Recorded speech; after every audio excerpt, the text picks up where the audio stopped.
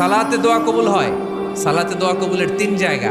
একটা হচ্ছে তাকবীরে তাহরিমার পরে আমরা সানা পড়ি না, আমরা তো একটা পড়ি। আল্লাহর হাবিব সুন্নাহ এবং নফল নামাজে আরো পড়তেন সানা, ওই দোয়া কবুল হয়। দুই নম্বর জায়গা সালাতে সেজদায় পড়ে দোয়া করলে কবুল হয়। আকরাবু মা ইয়াকুনুল আবদু মির রাব্বিহি ওয়া হুয়া সাজিদ ফাকসিরু ফীহি দুআ। বান্দা যখন সেজদায় লুটিয়ে পড়ে, বান্দা আল্লাহর সবচেয়ে কাছে চলে যায়। কিন্তু বিশ্বনবী বলে, সেজদাটা তোমার রবের কুদরতি পায়ের উপরে পড়েছে। সেজদায় পড়ে দোয়া করেন। সালাম ফিরানোর আগে বিশ্বনবী দোয়া করতেন, লা ইউসাল্লিমান্না আহাদুকুম হাত্তা ইয়াতাআওয়াযা মিন আরবা'a।